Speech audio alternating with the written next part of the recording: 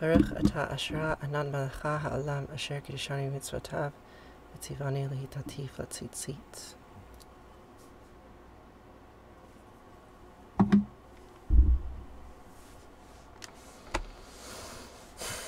Good morning.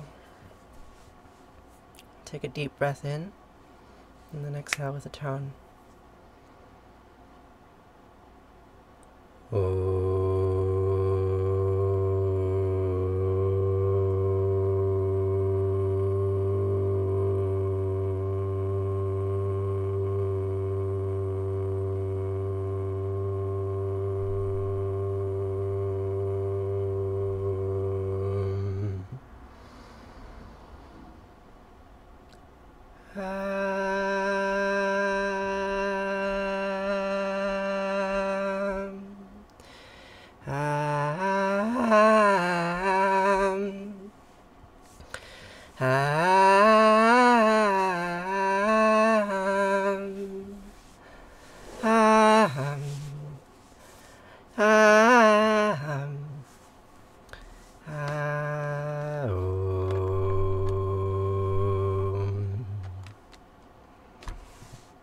Good morning, friends. Thanks for liking the stream, Polly. Yes, do tap the screen if you like the lives. We are here together briefly this morning, like every morning these days, to be connected to one another and to grieve the catastrophe that continues to unfold. Indeed. So, we're going to say some old words from the book of Deuteronomy, and then some old words from the book of Ezra, and then we will say Kaddish, to try to remind ourselves what it is to be alive in a time of catastrophe. So we'll start with the Shema. These words were written about 2,500 years ago, to try to knit a people together. To try. They go like this. Shema Yisrael Asher Eloheinu Yahweh Echad.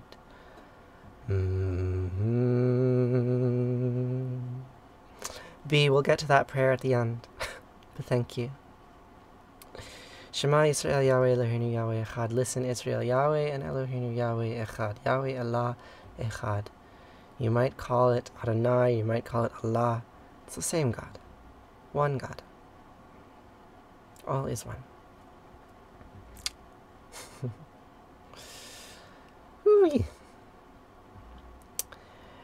Vahafta means, and you shall love. Vahafta et anat Elohecha v'chol levavcha v'chol nafshecha v'chol me'odecha v'chayu ha'devarim ha'ela asher nochi mitzavcha hayom al levavecha v'shinantam levanecha v'dibarta bam v'shivtecha b'vitecha v'lechtecha chavaderch uv'shachbecha uv'krumecha וקשרתם לאוהות על ידיך, וחיו לטוטפות בעיניך, וכתבתם על מזוזות ביתך, ובשעריך. Hebrew, Vanessa. Thank you, Polly. I appreciate the roses. The live goal is flames, 100 flames. Vanessa, we can translate that prayer if you like. Vahafta, and you shall love Yahweh Eloheinu with all your heart and all your soul and all your might. And these words that I repeat to you today, teach them to your children and recite them when you wake up, when you go to bed, when you are traveling, and when you are at home. Inscribe them as a symbol on your hand. Let them serve as a sign on your forehead. And inscribe them on the doorposts of your houses and on your gates. And then the prayer goes on, and this is the most important part for today. So listen. V'chaya, ki b'yecha Yahweh Elohecha el ha'aretz asher nisbah lavotecha le'Avraham le'Yitzchak u'Yaakov לתת לך ערים גדולות וטובות אשר לא בנית, ובתים מלאים כל טובה אשר לא מילאת, וברות עצובים אשר לא עשת, כערים בזיתים אשר לא נתת, והלכת ושבת. הישמר לך פן תשכח את יראה אשר תשעך מארץ מצרים מבית עבדים. When Yahweh Eloheinu brings you into the land that he swore to your fathers, Abraham, Isaac, and Jacob, to assign to you, great and flourishing cities that you did not build, houses full of all good things that you did not fill, hewn cisterns you did not hew, vineyards and olive groves that you did not plant, and you eat your fill. Take heed that you do not forget Yahweh, who freed you from the land of Egypt, the house of bondage. Remember that you live on stolen land, the land that you believe is yours and may have taken by force even, can just as easily be taken by force away from you, and it will be one day. Remember your deeds. So, we're going to read a story about that now. Oh, rice is ready. We're going to read a story about that now. We're reading from the book of Ezra, which is an account of how the temple in Jerusalem was rebuilt after years of exile. Thank you, Polly. Polly, you're really very kind and generous to me. I appreciate that. So you're going to read this story, and we're going to read it as a fable. And what happens when an oppressed people returns to a land that they call home after others have made it their home? And kind of violence that can unfold in a situation like that. Chapter 7. After these events, during the reign of the king Artaxerxes of Persia, Ezra, son of Seraiah, son of Azariah, son of Hilkiah, son of Shalem, son of Zadok, son of Ahitub, son of Amira, son of Azariah, son of Merioth, son of Zariah, son of Uzi, son of Buki, son of Abishu, son of Phinehas, son of Eleazar, son of Aaron, the chief priest, all the way back, traces his lineage back to the head priest. Ezra came up from Babylon, a scribe expert in the teaching of Moses that the eternal God of Israel had given, whose request the king had granted in its entirety, thanks to the benevolence of God towards him. Some of the Israelites, priests and Levites, the singers, the gatekeepers, the temple servants, set out for Jerusalem in the 7th year of King Artaxerxes, arriving in Jerusalem in the 5th month of the 7th year of the king. And on the 1st day of the 1st month, the journey up from Babylon was started, and on the 1st day of the 5th month he arrived in Jerusalem, thanks to the benevolent care of his God for him. For Ezra had dedicated himself to the teaching of God so as to observe it, and to teach the laws and rules to Israel. The following is the text of the letter that King Artaxerxes gave Ezra the priest scribe, a scholar in matters concerning God's commandments and laws to Israel. Hear that? King Artaxerxes is giving a letter to Ezra. Good morning, beautiful. How are you doing, Stardust Woman? I hope you're well. So this is the contents of the letter of King Artaxerxes. Artaxerxes, king of kings, to Ezra the priest, scholar in the law of God of heaven, and so forth. And now, I hereby issue an order to anyone that in my kingdom who is of the people of Israel and its priests and Levites who feel impelled to go to Jerusalem may go with you. For you are commissioned by the king and his 7 advisors to regulate Judah and Jerusalem according to the law of your God, which is in your care. Balfour declares, you may return to Palestine and build a state there, according to the behest of the King of England, and bring the freewill offering of silver and gold that the king and his advisors made to the God of Israel, whose dwelling is in Jerusalem. And whatever silver and gold you find throughout the province, of Babylon, together with the freewill offerings that the people and the priests will give for the house of their God which is in Jerusalem, you shall, therefore, dispatch and acquire with this money bulls, rams, and lambs, with the grain offerings and libations, and offer them to the altar of the house of your God in Jerusalem. And whatever you wish to do with the leftover silver and gold, you and your kinsmen may do, according to the will of God. Would you like to build a gigantic wall around your city, using our military-industrial complex money? By all means, go right ahead. Separate all of those you do not like from those that you do. Thus says the King, the President of the United States of America. The vessels for your service of the house of your God that are given to you, deliver to the God in Jerusalem.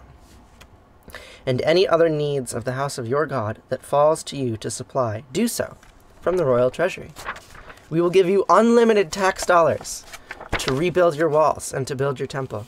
I, King Artaxerxes, for my part, hereby issue an order to all the treasurers in the province beyond the river, that whatever request Ezra the priest, scholar of the law, and the God of heaven makes of you, to be fulfilled with dispatch, the Pentagon will give you unlimited military aid to support you in your quest of acquiring the land that is your birthright. Up to the sum of 100 talents of silver, 100 cores of wheat, 100 baths of wine, 100 baths of oil, and salt, without limit. Whatever is by order of the God of heaven must be carried out diligently for the house of the God of heaven, else wrath will come upon the king and his sons. We further advise you that it is not permissible to impose tribute, poll tax, or land tax on any priest, Levite, singer, gatekeeper, temple servant, or other servant in the house of God. Free money. Don't try to get money from them. The money's theirs. And you, Ezra, by the divine wisdom that you possess, appoint magistrates and judges to judge all the people in the province beyond the river, who know the laws of your God, to teach those who do not know them. You can be powerful once again. Let anyone who does not obey the law of your God and the law of the king be punished with dispatch, whether by death, corporal punishment, confiscation of possessions, or imprisonment. Let's read that again. So Joe Biden says to Benjamin Netanyahu, let anyone who does not obey the law of your God and the law of the king, the Western powers, be punished with dispatch. Meaning you can kill them, you can hurt them, you can confiscate their possessions, or you can imprison them. Hi, Sapi. Interesting. My history does repeat. Blessed is the eternal God of our ancestors, who put it into the mind of the king to glorify the house of God in Jerusalem, and who inclined the king and his counselors and the king's military, offers to favorably dispose towards me. For my part, thanks to God's care for me, I summoned up the courage and assembled the leaders of Israel to go with me. Interesting. Thus says Ezra. So, shall we continue reading? Yeah, we can read chapter 8. So, these are the heads of the clans and the register of the genealogy of those who came up with me from Babylon in the reign of King Artaxerxes.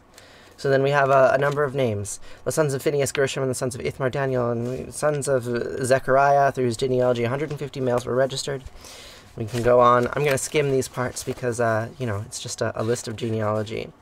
200 males from Moab, 300 males from Jahaziel, 50 males from Jonathan, 70 males from Athaliah. Notice, only males. Good morning, Batya. Good morning. How are you doing? We're reading from the book of Ezra. We're just about through chapter 8. Are you familiar with the book of Ezra? I'm going back to the Old Testament today because it feels relevant. Although now I am concerned that you may not like what I have to say. I'm happy to see you too. I hope you're well. I hope you're sleeping. So chapter 8 of the book of Ezra is recounting all of the men from Babylon who came with him to return to Jerusalem after exile. Right? And we have the sons of Bigvai, Uthai, and Zachor, and with them 50 males. Then these I assembled by the river that enters Ahava, and we encamped there for 3 days, and I reviewed the people and the priests, but I did not find any Levites there. I being Ezra. Thanks, Svatya. So Ezra is telling the story about how the king of Persia empowered him. I'll just read you this quote. Right, I was just reading. The king of Persia sent Ezra a letter saying, you can return to Jerusalem and you can get a lot of tax money from the Persian coffers and you can use that money to rebuild the walls of Jerusalem. And furthermore, let anyone who does not obey the law of your God and the law of the king of Persia be punished with dispatch, whether by death, corporal punishment, confiscation of possessions, or imprisonment. Right, so the king of Persia says, sure, you can go back to that land, and anyone who doesn't want you there, well, you can kill them, or hurt them, or confiscate their possessions, or imprison them. Thus says the king of Persia. So, Ezra then says, these I assembled by the rivers, and we encamped for 3 days, and I reviewed the people and the priests, but I did not find any Levites there. I sent for Eleazar, Ariel, Shemaiah, Elnathan, Jareb, Elnathan, Nathan, Zechariah, Meshullam, the leading men, and also for Jehoiarib and Elnathan, the instructors. Many Elnathans. And I gave them an order from Edo, the leader of the place, called Casiphia. And I gave them a message to convey to Edo and his brother, temple servants, at the place called Casiphia, that they should bring us attendance for the house of our God. Thanks to the benevolent care of our Lord for us, they brought us a capable man from the family of Mahili, son of Levi, son of Israel, and Shariah and his sons and brothers, 18 in all, and Hashabiah, and with him Jeshiah, and the family of the Mirai, and brothers, 20 sons in all, and all the temple servants whom David and the officers had appointed, and on and on. All the temple servants from David who had appointed for the service of the Levites, 220 temple servants, all of them listed by name. And I proclaimed a fast there by the Ahava River, to afflict ourselves before our God, and to plead for a smooth journey for us and our children, and for all of our possessions. For I was ashamed to ask the king for soldiers and cavalry to protect us against any enemy on the way, since we had told our king, our God shows benevolent care for all seekers, but fierce anger against all deserters. So we fasted and besought our God for this. Our plea was answered. Then I selected 12 of the chiefs of the priests, namely Sherebiah and Hashabiah, and 10 of their brothers, and I weighed out to them the silver, the gold, and the vessels, and the contribution to the house of God that the king of Persia, his counselors and officers, and all of Israel who were present had made. And I entrusted to their safekeeping the weight of 650 talents of silver, 100 silver vessels, 1 talent each, 100 talents of gold. The king of Persia gave us much money, to impose our will upon the land. Also, 20 gold bowls worth of 1,000 darics, and 2 vessels of good shining bronze, as precious as gold. And I said to them, you are consecrated to God, and the vessels are consecrated, and the silver and gold are freewill offerings to the eternal God of your ancestors. Guard them diligently until such a time that you weigh them out in the presence of the officers of the priests and the Levites, and the officers of the clans in Israel and Jerusalem, and the chambers of the house of God. So the priests and the Levites received the cargo of silver and gold and vessels by weight to bring them to Jerusalem, to the house of our God. And we set out for Jerusalem from the Ahava River on the 12th of the first month, and we enjoyed the care of our God, who saved us from enemy and ambush on the journey. And we arrived in Jerusalem, and we stayed there 3 days. On the 4th day, the silver and the gold vessels were weighted out in the house of God, into the keeping of Meremoth and Uriah the priest, with whom was Eleazar son of Phinehas, Jozabad son of Jeshua, and Nodiah son of Binui. The Levites were with them. Everything accorded as to number and weight, the entire cargo being recorded at that time. And the returning exiles, who arrived from captivity, made burnt offerings to the God of Israel, 12 bulls for all of Israel, 96 rams, 77 lambs, 12 he-goats as a purification offering, all this as a burnt offering to God. They handed the royal orders to the king's satraps and the governors of the province beyond the river, who gave support to the people of the house of God. And now we come to the conclusion of this book. This is why I'm reading this book, because I think the conclusion has something for us. So, chapter 9.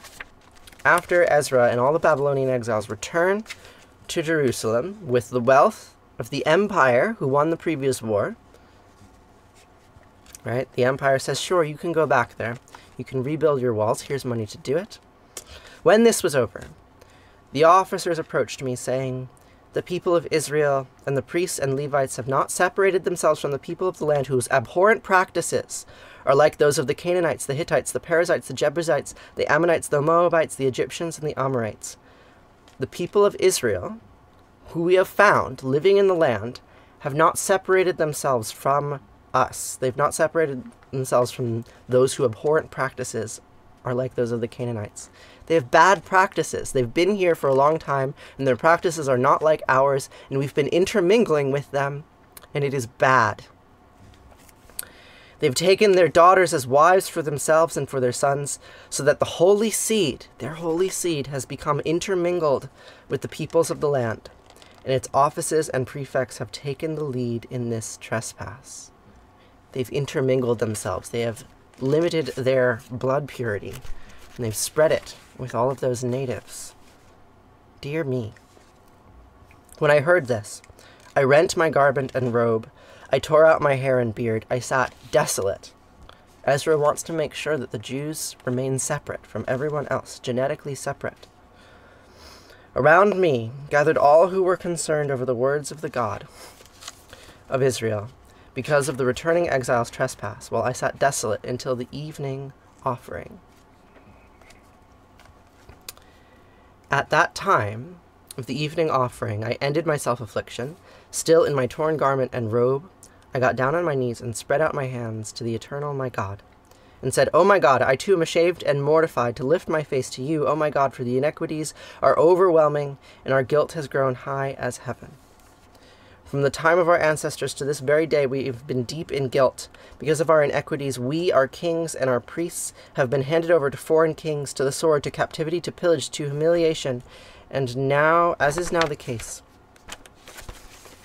But now, for a short while, there has been a reprieve from our eternal God, because the king of the empire has shown favor to us, and has granted us a surviving remnant, and given us a stake in the temple in Jerusalem, and restored luster to our eyes, and furnished us with a little sustenance in our bondage. The king has said we can return.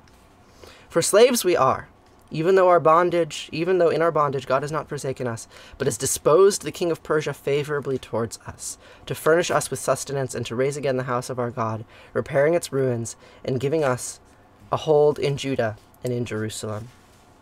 Now what can we say in the face of this, O God? For we have forsaken your commandments, which you gave us through your servants and the prophets, when you said, the land that you are about to possess, the land that you are about to take, the land that you are about to possess, is a land made unclean through the uncleanness of the people of the land.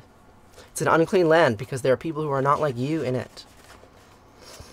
The land you are about to possess is a land made unclean through the uncleanness of the peoples in the land, through their abhorrent practices, which they, in their impurity, have filled it from one end to the other. Those savages, yes. Now then, do not give your daughters in marriage to their sons, or let their daughters marry your sons. Do nothing for their well-being or advantage. Do nothing for their well-being or advantage. Those people who were there before you returned from your exile, do nothing for their well-being. Do nothing for their advantage. Then you will be strong and enjoy the bounty of the land and bequeath it to your children forever. Don't help those people who are already there. That will make you strong, and you'll be able to bequeath the land to your children forever. After all that has happened to us because of our evil deeds and our deep guilt, though you, our God, have been forbearing, punishing us, less than our iniquity deserves, in that you have granted us such a remnant as this, shall we once again violate your commandments by intermarrying with these peoples who follow such abhorrent practices? Should we take them into our families and treat them as if they were us? No. You will not rage against us till we are destroyed without a remnant or a survivor. Against us till we are destroyed without a remnant or a survivor. O Eternal One, God of Israel, you are benevolent, for we have survived as a remnant, as is now the case. We stand before you in all of our guilt, for we cannot face you on this account. So, now we will finish the story. There's one more chapter. It's just a few pages long, and it describes what Ezra decided to do in account for this impurity, because the people of the land who were there before were doing such abhorrent practices. While Ezra was praying and making confession, weeping and prostrating himself before the house of God, a very great crowd of Israelites gathered around him, men and women and children, and the people were weeping bitterly. Then Shechaniah, son of Jehiel, and the family of Elam, spoke up and said to Ezra, "We have trespassed against our God by bringing into our homes foreign women from the peoples of the land. But there is still hope for Israel despite this. We've bringing foreign women into our homes. Now, let us make a covenant to expel all these women and those who have been born to them. We say, you're not part of our community. We're going to expel you. Let us make a covenant with our God to expel all these women and those who have been born to them in accordance with the bidding of the sovereign. And all those who are concerned over the commandment of our God, let the teaching be obeyed. Take action, for the responsibility is yours, and we are with you. Act with resolve. Don't delay. Cast them out. Remove them from the land. Don't delay. The time is now. So Ezra at once put the officers of the priests and the Levites and all Israel under oath to act accordingly, and they took the oath that they would expel all of the foreigners who had intermingled with them. And then Ezra rose from his place in the house of God and went into the chamber of Jehohanan and Elishabib, and there he ate no bread and drank no water, for he was in mourning over the trespass of those who had returned from exile. Then a proclamation was issued in Judah and Jerusalem that all who had returned from exile should assemble in Jerusalem, and that anyone who did not come in 3 days would, by the decision of the officers of the elders, have their private property confiscated and themselves excluded from the congregation of the returning exiles. You have 24 hours to go to that place, or else we will steal your homes. All of the citizens of Judah and Benjamin assembled in Jerusalem in 3 days. 3 days. They all assembled. It was the 9th month, the 20th of the month, and all the people sat in the square of the house of God, trembling on account of the event and because of the rains. And then Ezra the priest got up and said to them, "You have trespassed by bringing foreign women, thus aggravating the guilt of Israel. So now make a confession to the eternal God of your ancestors, and do God's will by separating yourselves from the peoples of the land and from the foreign women." Separate yourself. That's what Ezra says. Separate yourselves. You are no longer part of this community. You are no longer welcome in this land. Separate yourselves. The entire congregation responded in a loud voice, "We must surely do as you say." However, many people are involved, and it is the rainy season. It is not possible to remain out in the open, nor is this the work of a day or two, because we have transgressed extensively in this matter. Let our officers remain on behalf of the entire congregation, and all of our townsmen who have brought home foreign women shall appear before them at scheduled times, together with the elders and judges for each town, in order to avert the burning anger of our God from us on this account. Give us time to separate ourselves. We can't do it all at once. Only Jonathan, son of Ashael, and Jahaziah, son of Tikva, remained for this purpose, assisted by Meshullam and Shabbatai the Levites. The returning exiles did so.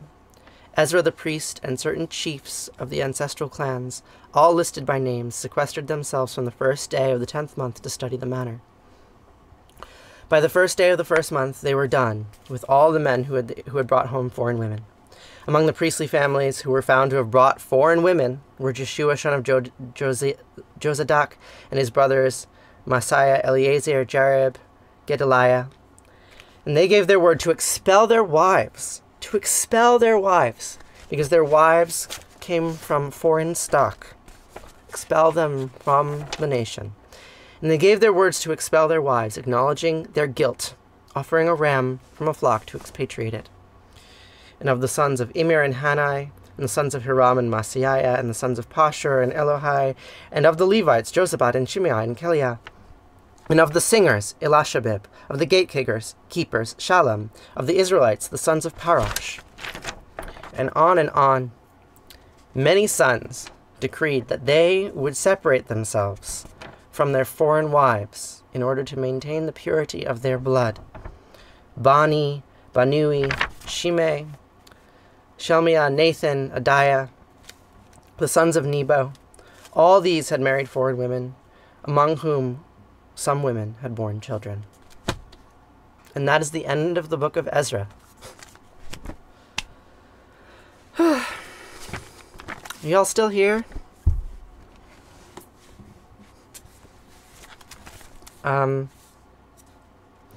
Turn to this book because I think it, the word of the Lord.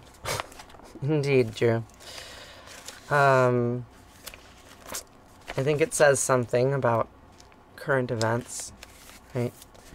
the way that Yahweh demands a certain kind of purity and can demand that his people cast people out that are very similar. Right? Like there's this part in the beginning of this book. Let me see if I can find it. I think it's in chapter 3. It's a lot of genealogy. Thank you, V.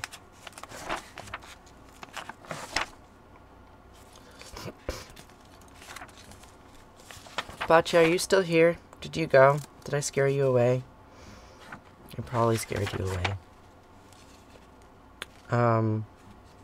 Yeah, this part. When the adversaries of Judah and Benjamin had heard that the returned exiles were building a temple to the eternal God of Israel, they approached Zerubbabel and the heads of the clans and said to them, let us build with you, right? The people who were there beforehand, right? They noticed that the exiles were returning. And they said, thank you, V. I really appreciate it. They said, let us build with you. Since we too worship your God, we worship the same God, even though we call him a different name. We have been offering sacrifices since the time of King Esarhaddon of Assyria, who brought us here. We too were exiles. We too were cast out and were refugees and were brought here by the King Esarhaddon of Assyria. And we've been in this land and we have been worshiping the God of this land of a different name, but it's still the same God. Let us build the temple with you. And Zerubbabel, Jeshua, and the rest of the heads of the clans of Israel answered them and said, it is not for you to build a house to our God, but we alone will build it to the eternal God of Israel in accord to the charge the King Cyrus of Persia, laid upon us. Right? Sumerians? It's not clear. I mean, like, there's definitely historical precedent. Like, the Assyrian Empire did mass deportations in a number of directions, right? So when Assyria conquered Israel, they deported many Israelites in the northern kingdom to regions in what is now Iraq. Samaritans, likely not. Samaritans as a distinct group probably emerged a little bit later. It's not clear, right? That like the mythological origins of the Samaritans and the historical origins of the Samaritans are a little bit different. But yeah, you could think about them as the Samaritans. That wouldn't be far off. But yeah, they were exiles of a different land, somewhere in Syria probably, Syria or northern Iraq, that the Assyrians repopulated Israel with, right? When they deported the Israelites, they made the Israelites go east, and they made some Syrians go southwest, and in so doing, they changed the ethnic composition of Mesopotamia. Well, they say, like, we've been in this land for several hundred years and we've adopted the practices of the locals. We hear that you've been exiled. We would like to rebuild the temple in your name. But the exiles say, no, you're not allowed because you're not like us. You didn't experience the exile that we experienced. You didn't experience our particular trauma. So no. You cannot build the temple with us. We alone will do it. So.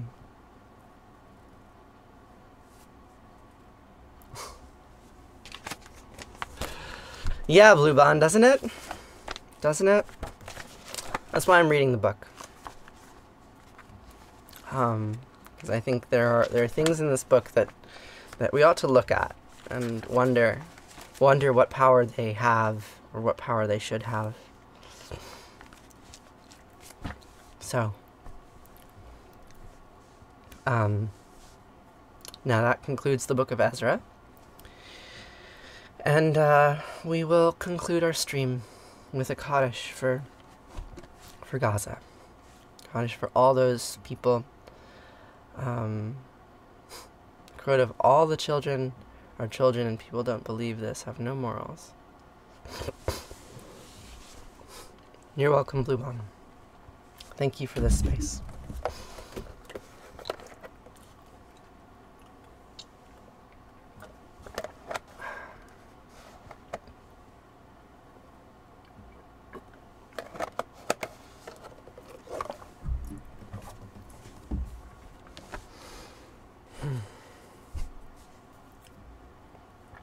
So, we'll say Kaddish still. So Kaddish is a prayer of grief and mourning. We'll say it for all those who lost their homes yesterday, for all those who died yesterday, for all those who were displaced yesterday, for all those who feared for their life yesterday. And we will remember them. We will not forget what happened there.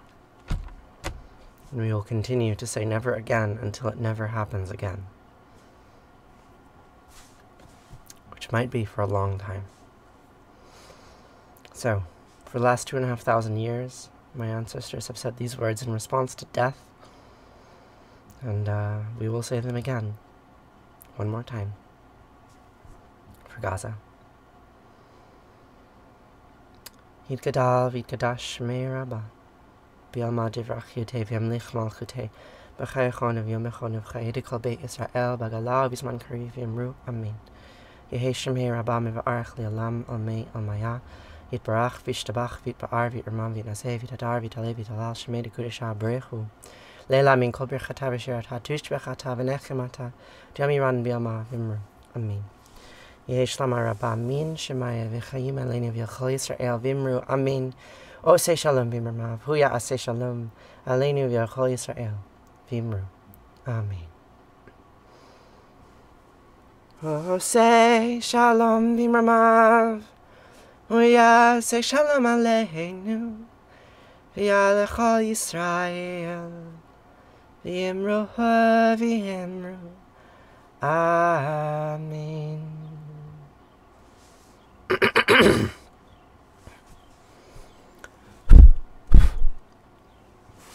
Thanks. Hey, Teresa. Thanks for joining me today. I will be here again tomorrow to say these words again. So I hope to see you there. If you'd like to chat with me, please check out the link in my bio. You can join our Discord server and we can talk there. It's a nice little place. You can also check out my Patreon page. It's a really great way to support this stream. And I'm so sorry. I'm so sorry that the world is the shape that it is. And I wish that I could do more about it than say these words on this stream. But that is all I am able to do right now. That's all I feel able to do. So it is what it is. Yeah, Drew. So, yeah. Until tomorrow, I hope you have a lovely day. Try not to think about genocide too much. And, be well. Yeah. Remember those who are suffering. Thank you. Thank you. Farewell.